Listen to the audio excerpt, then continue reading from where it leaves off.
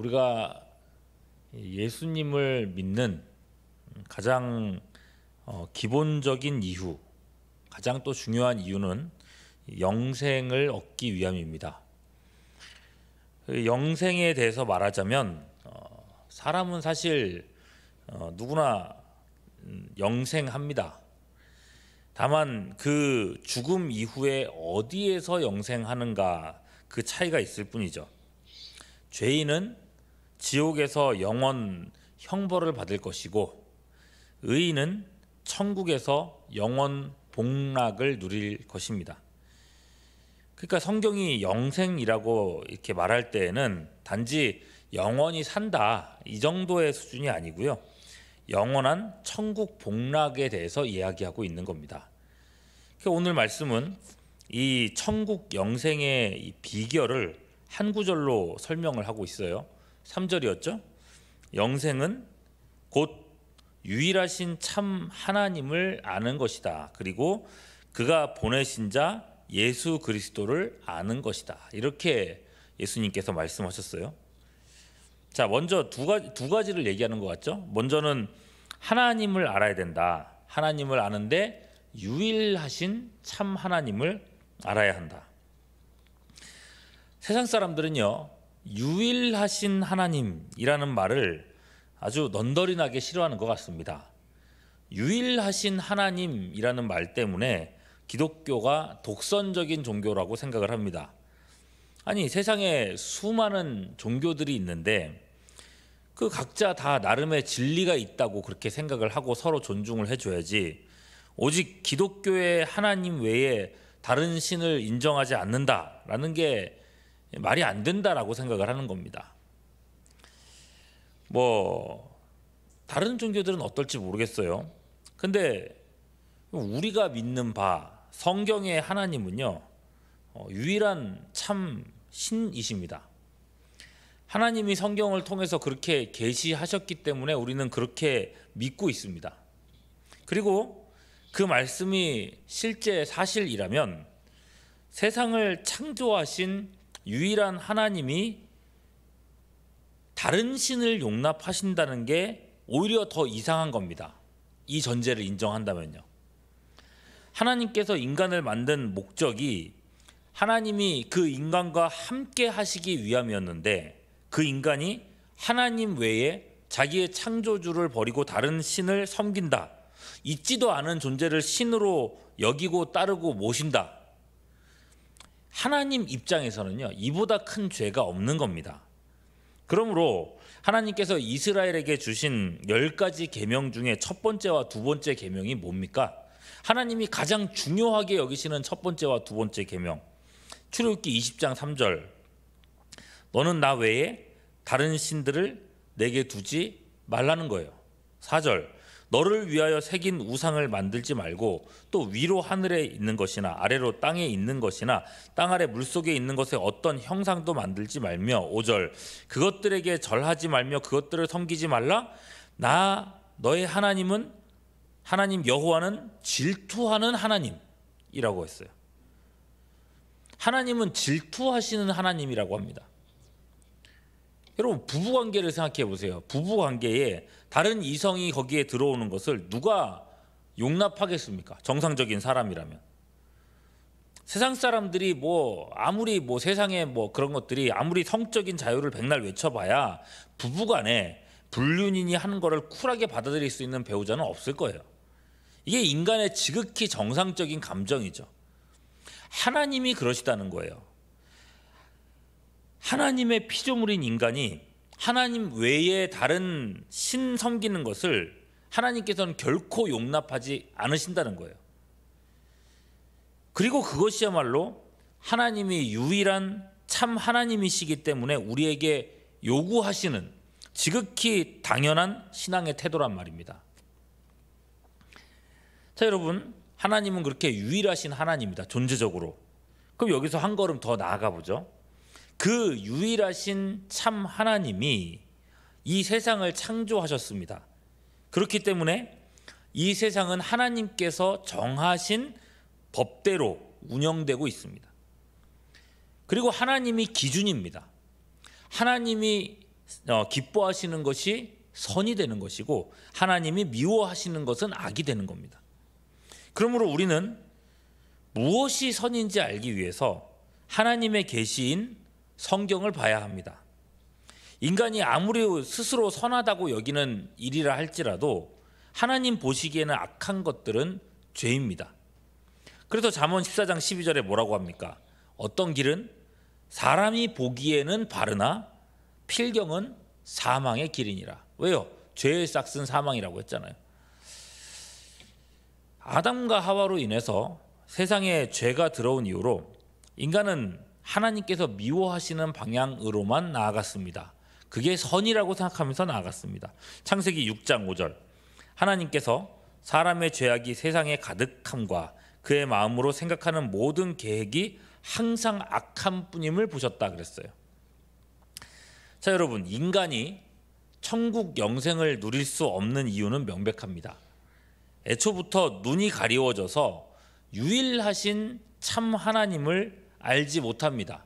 자기를 창조하신 그분을 알지 못해요. 그리고 인간은 존재 자체가 이미 죄의 종이기 때문에 아무리 선을 행할지라도 그것이 하나님 앞에서는 선으로 드러날 수가 없습니다. 로마서 6장 23절, 죄의 삭은 사망이라 했으니 모든 인간은 죄인으로서 영원 형벌의 지옥에 떨어질 일만 남아있게 된 거예요. 그러니까 여러분, 우리가 성경의 하나님, 유일하신 참 하나님을 알게 되면 이러한 사실들을 알게 된다는 거예요. 그러므로 여러분, 우리가 영생이라고 얘기할 때 첫 번째로 얘기했던 것, 유일하신 참 하나님을 알아야 된다라고 했지만은 이 유일하신 참 하나님을 아는 것만으로는 우리가 이 영생을 얻을 수 없습니다. 3절 다시 한번 확인해 보죠. 유일하신 참 하나님과 그가 보내신 자 예수 그리스도를 알아야 한다. 유일하신 참 하나님은, 이 하나님께서는 죄 가운데 있는 우리 인생들을 불쌍히 여기셨습니다. 그래서 하나님은 예수 그리스도를 세상에 보내셨습니다. 그 예수님 어떤 분이십니까? 먼저는요, 하나님의 아들이십니다. 1절부터 보면 쭉 나오죠. 예수께서 이 말씀을 하시고 눈을 들어 하늘을 우러러 이르시되 뭐라고 했어요? 아버지여, 때가 이르렀으니 누구를요? 아들을, 자기 자신, 본인을 자신을 얘기하는 거예요. 영화롭게 하사 아들로 아버지를 영화롭게 하옵소서. 이렇게 예수님은 자신을 하나님의 아들로, 그리고 하나님을 자신의 아버지로 부르고 있습니다. 근데 여기서 한 번이 아니죠. 2절도 보십시오. 아버지께서 아들에게 주신 모든 사람에게 영생을 주게 하시려고. 4절 넘어갔어요. 아버지께서 내게 하라고 주신 일을 내가 이루어 아버지를 이 세상에서 영화롭게 했습니다. 또 5절, 아버지여, 창세전에 내가 아버지와 함께 가졌던 영화로서 지금도 아버지와 함께 나를 영화롭게 하옵소서. 여러분, 하나님에게, 그 유일하신 하나님에게 아들이 있다는 거예요. 아들이 계시다는 거예요. 그러면 그 아들은 하나님보다 급이 낮은 존재인가? 하나님과 인간 사이 어느 위치에 속해 있는 그런 존재, 그런 분인가? 아니죠. 방금 읽었었던 5절 말씀 다시 한번 보시면은, 아버지여, 창세 전에, 그죠? 창세 전에 내가 아버지와 함께 가졌던 영화로서 지금도 아버지와 함께 나를 영화롭게 하옵소서. 하나님의 아들이신 예수님은 역사상 어느 시점에 나타나시거나 태어나시거나 피조된 그런 존재가 아닙니다. 그분은 이미 창세 전에 하나님과 함께 계셨습니다. 영원 전부터 하나님과 함께 존재하셨습니다. 그래서 하나님이 세상을 창조하실 때에 예수님은 창조의 중보자로서 하나님의 창조에 함께 관여하셨다고 되어 있습니다. 골로새서 1장 15절 16절, 그는, 예수님은 보이지 아니하는 하나님의 형상이요 모든 피조물보다 먼저 나신 이시니, 낫다고 해서 여기서 태어났다는 게 아니라요, 존재하시는 분이라는 거예요. 만물이 그 예수님에게서 창조되되 하늘과 땅에서 보이는 것들과 보이지 않는 것들과 혹은 왕권들이나 주권들이나 통치자들이나 권세들이나 만물이 다 그로 예수님으로 말미암고 그를 위하여 창조되었다 그랬어요. 예수님은 이미 하나님과 함께 영원히 존재하시는 분입니다. 그 예수님이 이미 창조 때부터 하나님 아버지와 함께 똑같이 하나님과 함께 영화로우셨다고 말하고 있어요. 하나님과 동등하시다는 얘기입니다. 그렇기 때문에 우리가 예수님을 누구라고 불러요? 성자 하나님이라고 부르는 거예요. 그럼 생각해 보십시오. 그 앞에서 분명 하나님을 말할 때에 어떤 하나님이라 그랬어요? 유일하신 하나님이라고 얘기했잖아요. 유일하시다. 그런데 바로 이어진 말씀에서는 예수님 자신도 하나님이시라는 고백을 하고 있어요. 이게 무슨 뜻이겠습니까? 예수님도 하나님이시며 하나님과 동등하시지만 그렇다고 해서 하나님이 두 분이냐? 아니요. 하나님은 여전히 유일하시다는 거예요. 이게 여러분 삼위일체의 신비입니다.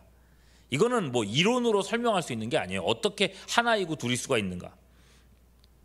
성경에서 그렇게 가르치니까 우리가 그렇게 신앙으로 믿는 것이지 우리가 이해해서 납득을 하고 있는 게 아니라는 거예요. 이해가 돼서 납득되는 게 아니라는 거예요. 그러나 여러분 믿고 나면 그 다음에 하나님께서 하신 일, 하나님의 존재가 이해가 되는 이게 신비죠. 하나님께서는 일체이시며 독생하신 아들 예수님을 세상에 보내셨습니다. 무엇을 위해서요? 인간의 죄를 대신하는 구원의 중보자로서 보내신 겁니다. 아무 죄 없으신 예수님이 우리 죄를 대신해 죽으심으로 우리가 받아야 될 영원 형벌 지옥 심판이 우리를 유월, 넘을 유에 넘을 월자죠. 유월 넘어가 버렸습니다. 이후로는 누구든지 이 예수님을 믿는 자는 구원받는다는 것이 하나님의 언약이요 약속입니다. 그래서요 3절을 다시 한번 보시죠. 영생은 곧 유일하신 참 하나님과 그가 보내신 자 예수 그리스도를 아는 것이 되는 겁니다. 하나님의 이 위대한 역사를 안다는 것, 그분이 이루신 구원과 영생을 누린다는 것이 얼마나 크고 대단한 일인가, 하나님이 얼마나 큰 일을 이루어 놓으셨는가. 하나님께서는 그 아들 예수님과 함께 이 사실, 우리를 구원하시는 이 사실을 자신의 영화로 삼으셨다고 얘기했습니다. 우리가 오늘날 얼마나 엄청난 은혜 속에서 살고 있는지, 나 같은 버러지 같은 아무것도 아닌 존재를 구원하는 일이 하나님의 가장 큰 낙이요 하나님의 가장 큰 영화였다면, 여러분 다시 한번 우리가 받은 구원의 가치를 확신하며 이 구원의 영광을 가지고 하나님께 합당한 영광을 올려드리는 우리의 인생 될 수 있기를 주님의 이름으로 축원합니다.